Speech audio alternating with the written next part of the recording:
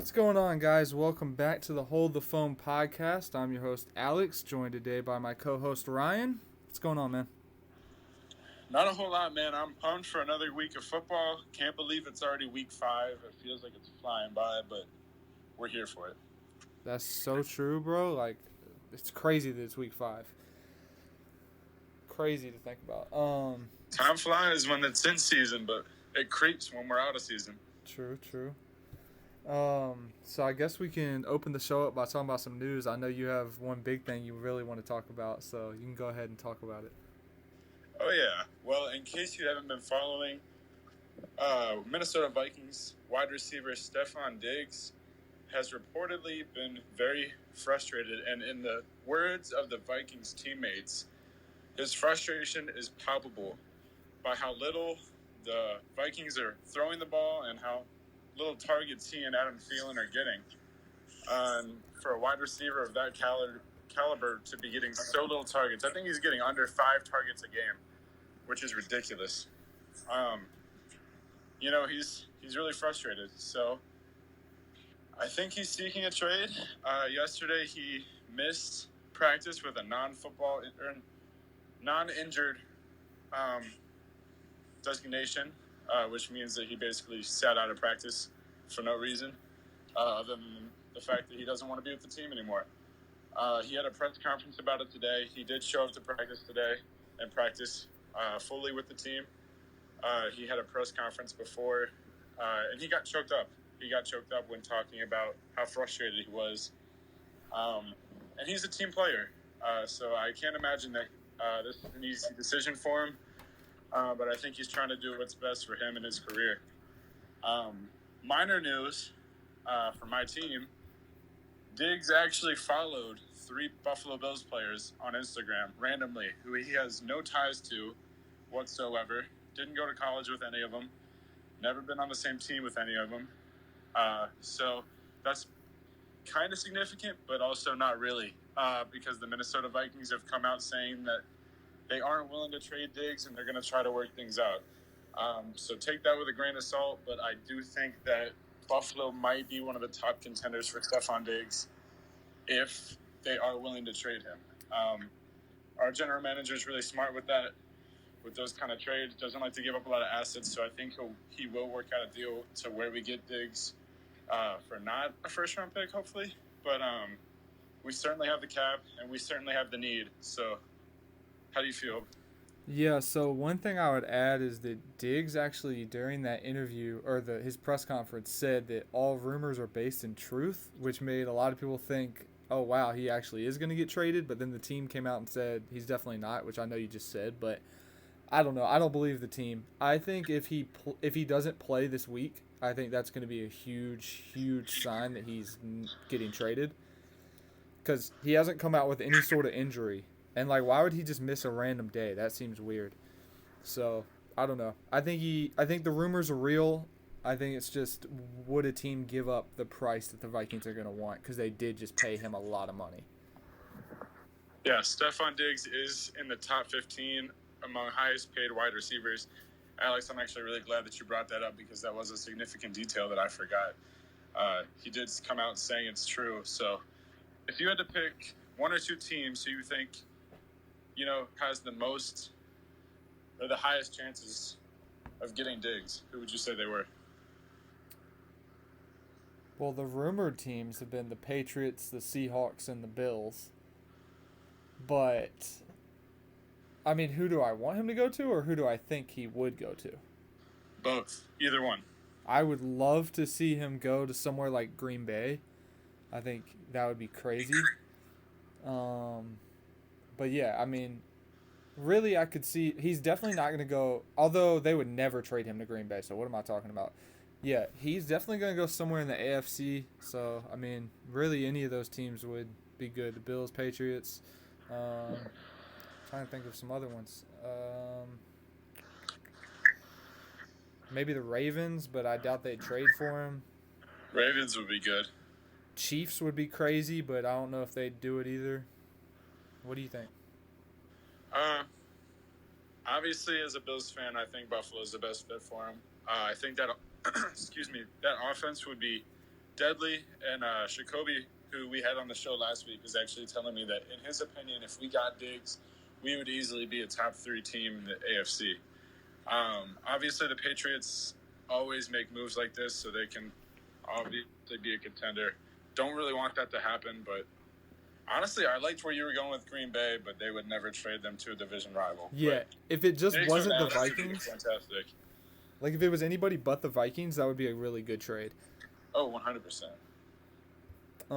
So I guess. Oh well, other news. I guess Vontaze Burfict has been suspended for the rest of the year after his dirty hit on Jack Doyle. So take that with what you want.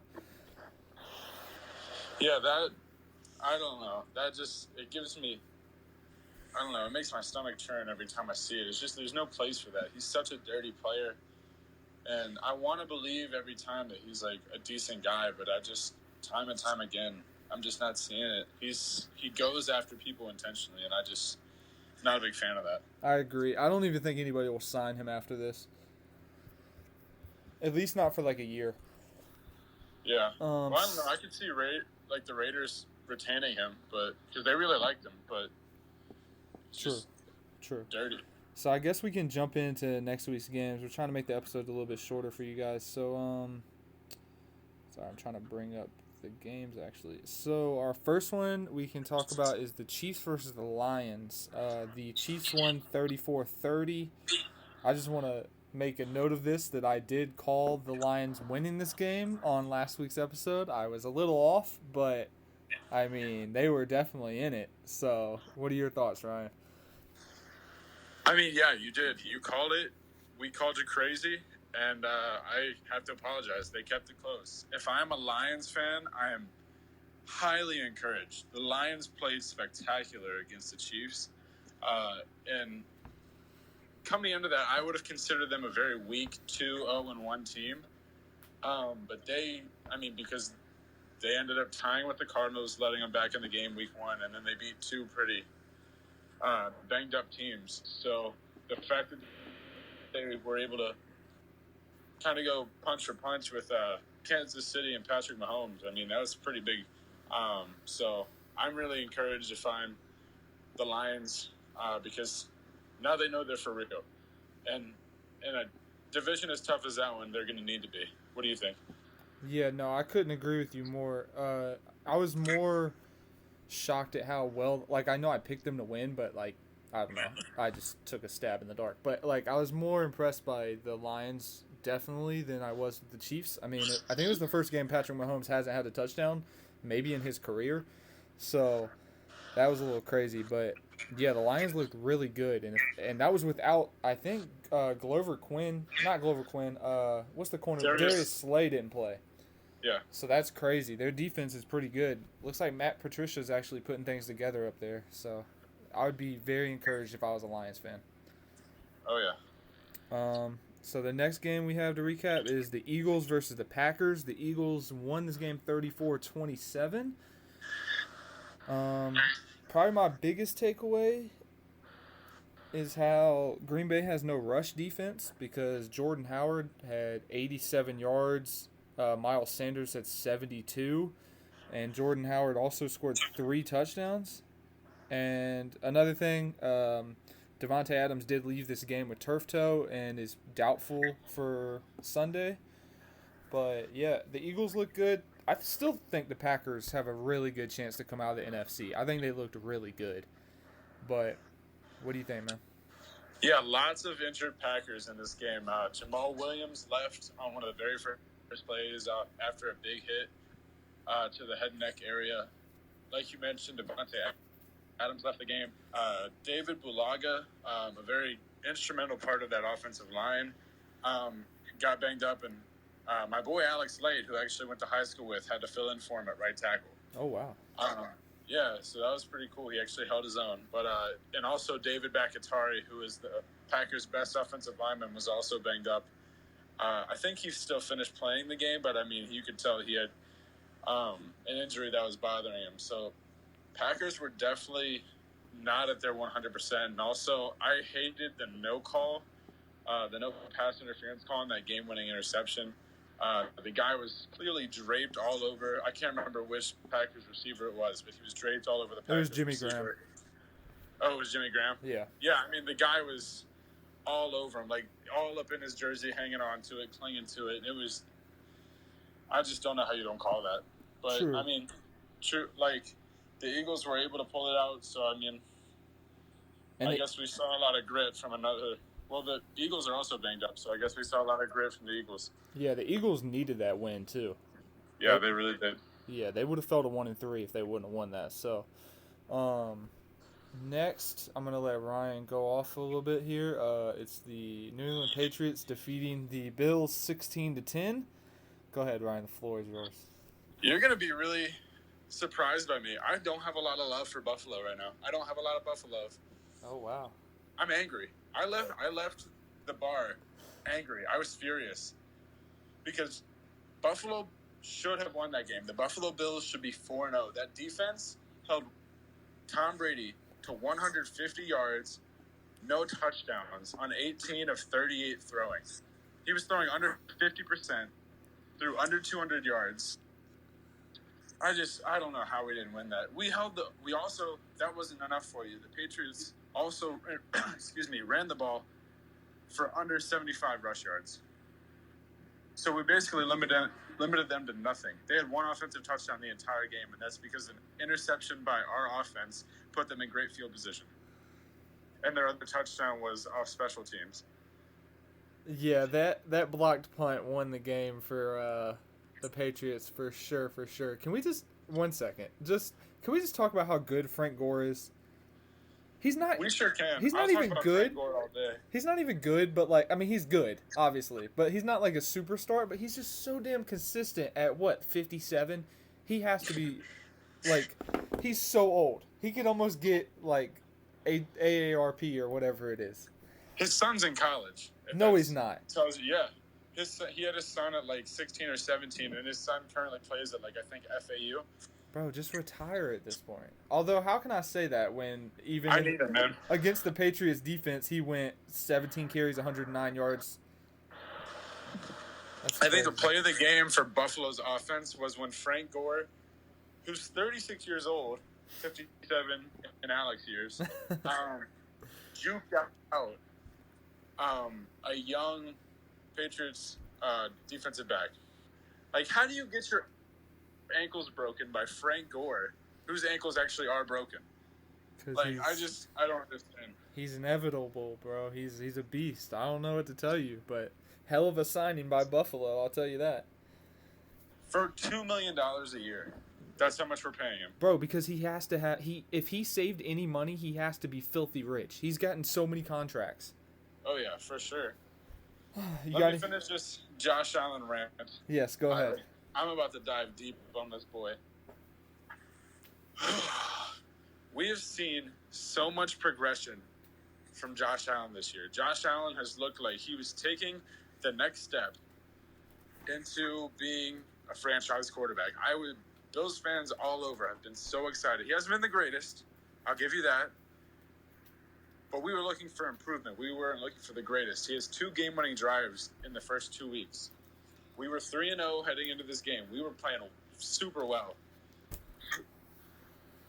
Josh Allen got into his own head. He took way too many shot plays. He made way too many poor decisions. He threw in 3 interceptions and I think had a fumble also. I don't think they recovered it, but yeah, it's been bad. That was probably out of all of Josh Allen's games in his career, I think that was the worst one ever.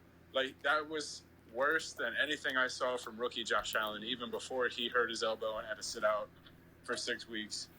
He looked terrible, man. I was depressed, and he actually ended up getting a concussion because of a dirty hit by cornerback Jonathan Jones. So he may not even play this week. Yeah, I'm just really, really kind of upset and bummed by how poorly the Bills' offense played. All right, ready, Ryan? You have a poor man's Cam Newton as your quarterback. I really don't think so because he really has been playing well this year. I just think he got in his own head and he's like, okay, the Patriots. He didn't trust the defense. He didn't trust the defense would hold Tom Brady. So he's trying to get the Bills up quickly and make a lot of shot plays downfield. And he got himself in trouble. He made No. too many poor decisions. What I mean by that, not the same person, but what I mean by that is like you live and die by what he does. So like the Panthers live and die by either Cam Newton's going to play great or he's going to play terrible. And the defense is going to be consistent. Like that is what the Bills are.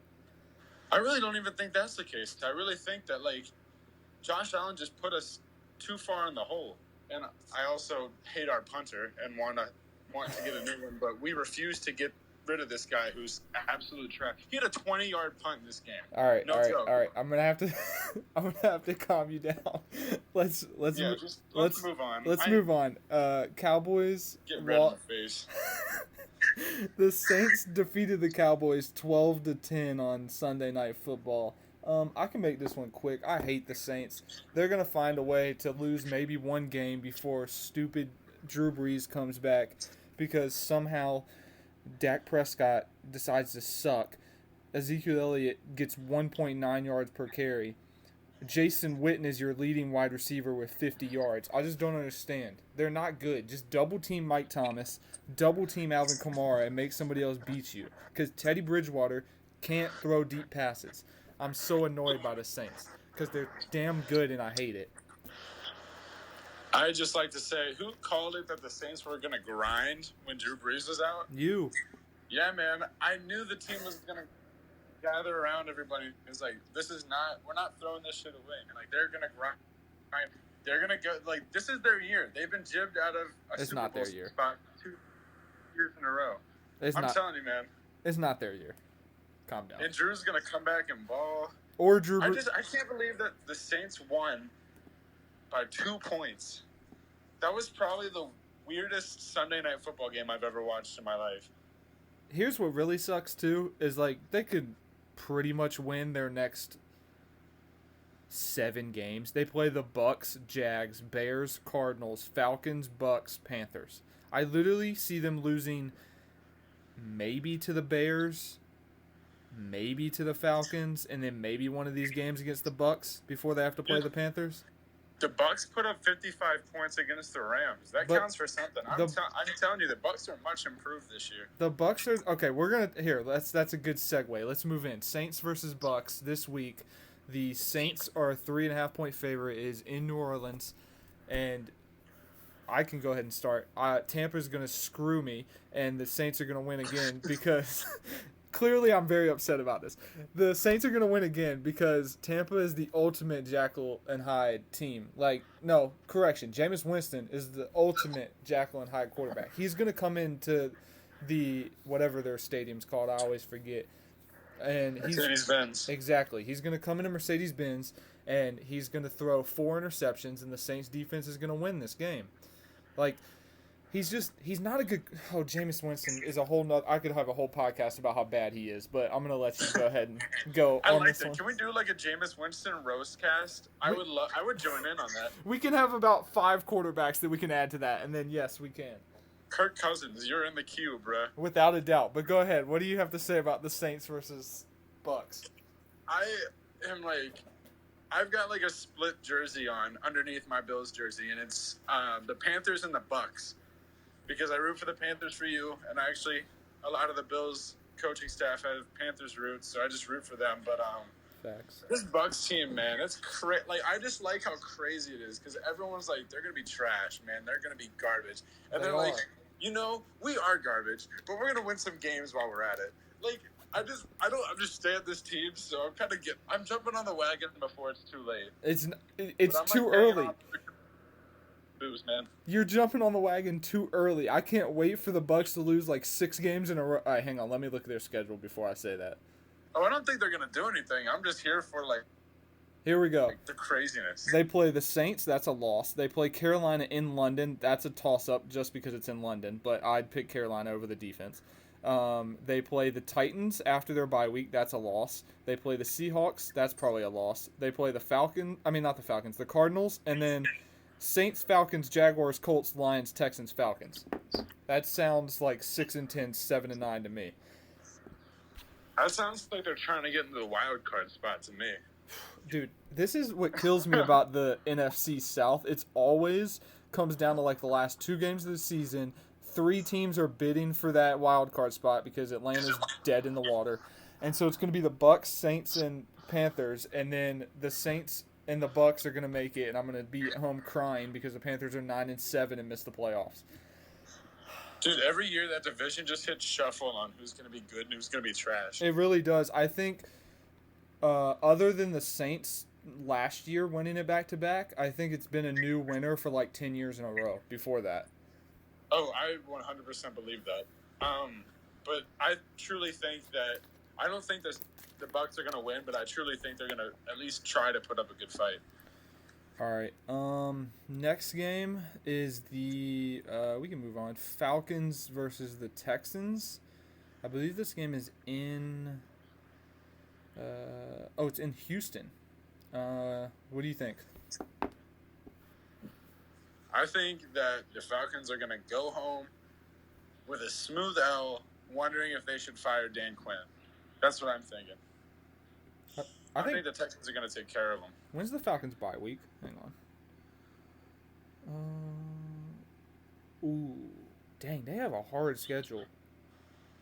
They play at the Texans, at Arizona, versus the Rams, and then versus the Seahawks before their bye week. That seems like a solid 2-6, which, yeah, Dan Quinn's definitely going to get fired, I think. I mean, I love this game as a bounce back for DeAndre Hopkins. I think he's going to go absolutely apeshit. And I think the Texans win probably by at least 10 or more. I like it. That's what I was saying. I was like, borderline blowout. I mean, Dan Quinn almost got fired last season, so he fired all his coordinators as scapegoats. But now, what's his excuse? I mean, they do have a pretty hard schedule, but I mean, like, ever since that Super Bowl loss, they just haven't been the same, man. They need a new guy leading that team. Plus, Matt Ryan leads the league in interceptions with 6. Tied for first because that's how many Josh Allen has. Oh, well then he's either first or second. Game. Next we can. I actually think Jared Goff is in the lead for most turnovers with 9. I saw that stat today when I was watching ESPN at lunch. But yeah, no, Matt Ryan is definitely up there. Although I'll tell you what, Kyle Allen, he might get up there pretty soon with all the strip sacks he has. I think he had 3 against the Texans. That's more of a testament to your offensive line than Kyle Allen, though. Kyle Allen is playing out of his mind.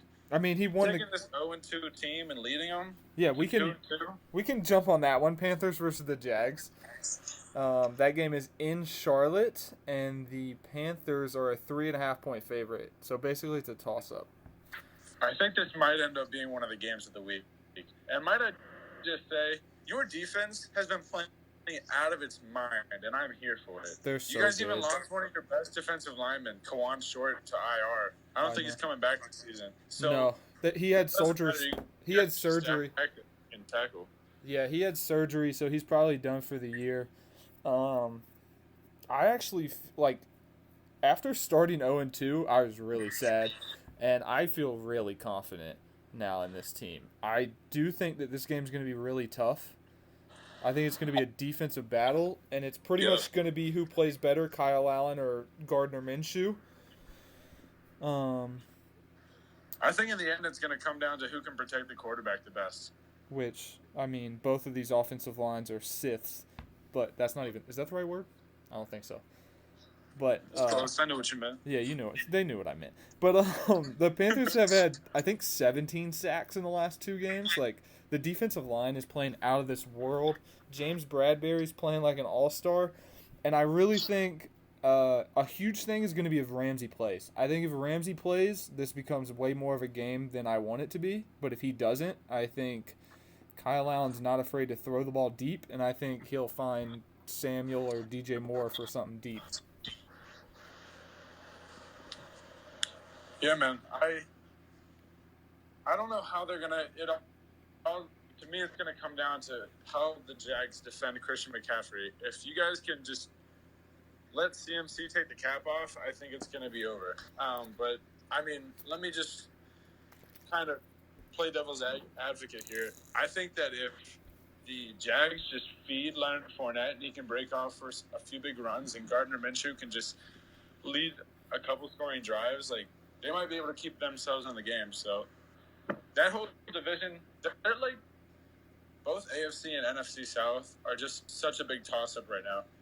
Because you guys have Kyle Allen in there, the Bucs are, who knows, and then obviously the Saints are missing Drew Brees. I mean, everyone in the AFC South is 2-2, so no one knows who's going to come out of that division. So it's a very entertaining time to be in the South, I guess. Very true. You know, one thing before we move on, I will say I was completely wrong about the draft when Christian McCaffrey got drafted, because that whole offseason I wanted no one but Leonard Fournette to be the Panthers running back, and now I couldn't be happier that it's Christian McCaffrey. Yeah, I think he truly found his home. I think he was going to be a Panthers lifer. Knock on wood for you guys. I think he's going to finish his career in Carolina. Me too, but I'm very sad for the day that we have to pay him, because it's going to be a lot of money. That guy is going to get that. That's borderline, like, top running back money, like top 3 easily. A lot of money, yeah. But hopefully, I mean, Cam Newton, I think, has 2 years left on his contract, so hopefully when that contract's up, we can go ahead and pay him and move on to a rookie, but who knows. Next, we have 3 games left. We'll go Bills-Titans. This game is really interesting. Like I was mentioning earlier, Josh Allen is in concussion protocol, although he is in stage 4 of the concussion protocol, stage 4 or 5. And stage 5 is basically being cleared to play football again. So he's really close to playing, but he's not quite there yet. In my mind, I think McDermott is trying to throw off Vrabel, the head coach of the Titans, because as of right now, they have to game plan for Josh Allen and Matt Barkley because they don't know who's going to start. I don't think we're truly going to know who's going to start until Sunday morning. I think either way, this is a very winnable game for Buffalo. Matt Barkley is a very good backup. He led the Bills to a blowout win, 42-10 against the Jets last year in East Rutherford. So I think with this new and improved offense, I mean, he almost helped us win that game last week against the Patriots, but our offensive line let Kyle Van Noy strip sack, or kind of strip interception, I guess. He forced Matt Barkley to throw it in the air, and it got picked off. I don't even know how to describe it, but I mean, if we can protect Matt Barkley's a good quarterback, so I think he can lead us to a victory if he has to. But I think if Josh Allen plays, we have an even better chance. I'm a little worried about the defense, and Mariota played really well last week, but I think overall the Bills have the best chance to win. Yeah, I just don't see the point in Allen playing this week because, like, you play the Titans and then you have your bye week and then you play the Dolphins. So why not just rest him for this week? Worst case, you're 3-2. You're going against the Dolphins, which is pretty much a guaranteed win after the bye week. So you'll be 4-2. Like, I just don't see the point in risking putting him in there for him to get concussed again, and then that becomes a bigger issue. So I think Barkley is definitely not Barkley. Is that his name? Yeah, no, Matt Barkley. Yeah, Matt Barkley is definitely going to be the quarterback, and I really think it's a toss-up. I think it really just depends on whether or not the Bills' defense can stop Derrick Henry, because I think he could run wild. But I'm going to pick I think I picked the Titans. I don't remember, but sure. I think they're currently favorites, but yeah, no, it's going to be a close game for sure, man. Well, yeah, the Titans are 3-point favorites, but Vegas basically gives 3 points for you being at home, so it's pretty much a toss-up. It'll be definitely a good 1 o'clock game, but yeah, let's move on now. For sure. Next is the Ravens and Steelers. Where is this game? Oh, the Ravens are 3.5-point favorites. It is in Pittsburgh. What do you think, man? Well, I saw the Bleacher Report analysts put out an article every week on their 3 analyst picks, and it surprised me that 2 out of 3 of them picked Pittsburgh to win this game, as if one win over an 0-3 Bengals team was going to impress me, although the Ravens haven't been playing the best the last 2 weeks. I think that the Ravens run all over Pittsburgh. I think it's going to be probably somewhere along the lines of like 35-10. Ooh, I'm complete opposite. I think the Steelers win, and I think they win 13-9. You don't think? Whoa! You don't think Lamar Jackson's going to put up a touchdown in this game? Mark Ingram?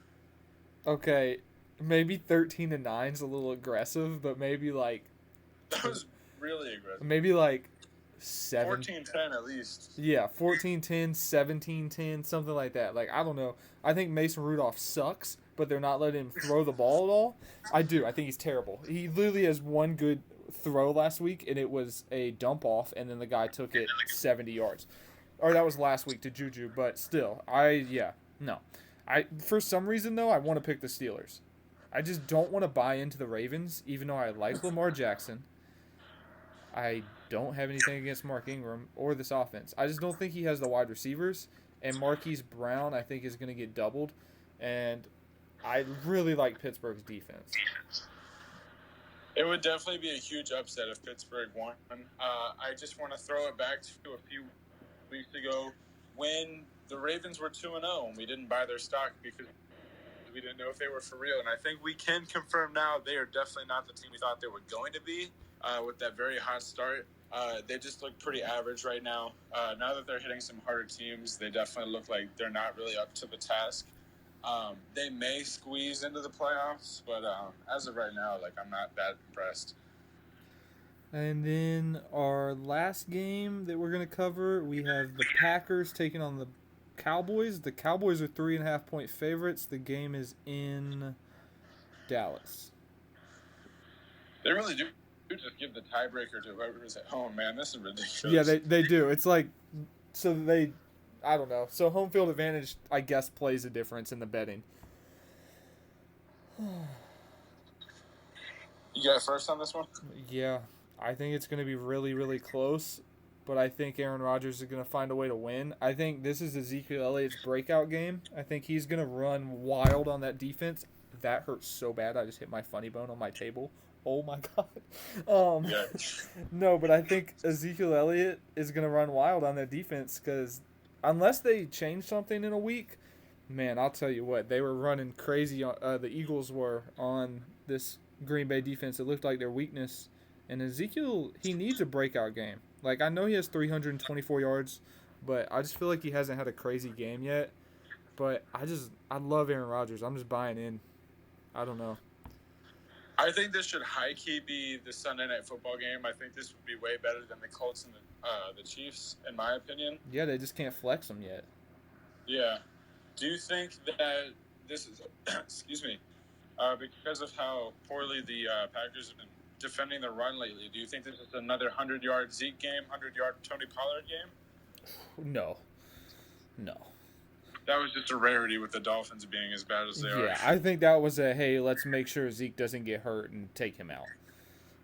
Yeah. I mean, and Tony Pollard, showed out. It surprised me as a rookie, but no, I really like this game. This is going to be a really good one. It's going to be really close. I kind of want to take the Cowboys. Well, before you do that, I should tell you that Tyron Smith, their left tackle, and Zach Martin. Well, Tyron Smith is listed as out. Zach Martin is listed as questionable for the game. So that changes my aspect on the run game. So now I'm picking Green Bay to win by 10. That does kind of change things. I hate to be all flippy flower. I don't know. I'll stay with the Cowboys. I think Dak pulls it out. Dak's trying to get some big boy money. True. He's trying to prove him wrong because he was a fifth-round pick. I'm going to go Dak in a close one. Maybe even go into overtime. All right. And then I guess to wrap up the show, I'm just going to throw this one at you. Who do you think wins tonight, the Thursday night game? Seahawks, Rams? I pick Seattle. I think the home field advantage is going to do them well. And Russ is just a baller in primetime. And I think coming off of a pretty bad loss to Tampa Bay last week and going into a short week, the Rams are going to be kind of shaken up a little bit, and then playing a division opponent on top of that, I think Russ is going to take the top off. Yeah, I agree. I also picked the Seahawks because Jared Goff plays terrible when he's not in Los Angeles, and you're going up against probably the best home field in the league. Last two questions. Who do you have in Sunday night? About the Bills, man. True. But who do you have in Sunday Night Football? Colts or Chiefs? This one's pretty easy. Yeah, this is like where like 90% of the people voting on this game votes for the Chiefs, and the other 10% are like Colts fans. Yeah, this is easy. This is a chalk up. Yeah, Chiefs. And then last, Monday Night Football, Browns versus 49ers. Who you got? The game is in San Francisco. I'm riding with the home team, man. The San Francisco 49ers. I'm all about that San Francisco hype, man. I feel like we've all been waiting for Kyle Shanahan to actually like have a good team to like play with, you know. And now we're living in that. We got a healthy Jimmy G with one of the deepest running backs rooms in the league, and they need it because they got a lot of injuries. And unfortunately, Jalen Hurd just got put on IR today, but I mean, they're still set at wide receiver. George Kittle's playing like a baller. And I mean, that defense has been pretty killer so far. I think this will be one of the biggest tests for the 49ers thus far because they played a few pretty weak teams, but this will be a good Monday night game. Yeah, but I'm going to ride with the 49ers. Who you got? I think it's going to be a really fun game, and I'm not sure who I picked. Let me check. Who did I pick? I picked the 49ers, which is also, I just saw that Tevin Coleman is listed as questionable, so he might be back. So then they'll be running 4 running backs. So they could really tire out that Browns defense. But yeah, I'm going to take the home team. That was a really good episode, man. What'd you think? Yeah, man. All right, guys. Well, we'll see you next week to make our picks. I'm probably going to keep them a little bit shorter. I know this one's almost 37 minutes. We'll try and get it a little shorter next week. But we appreciate you guys. Have a good rest of your week.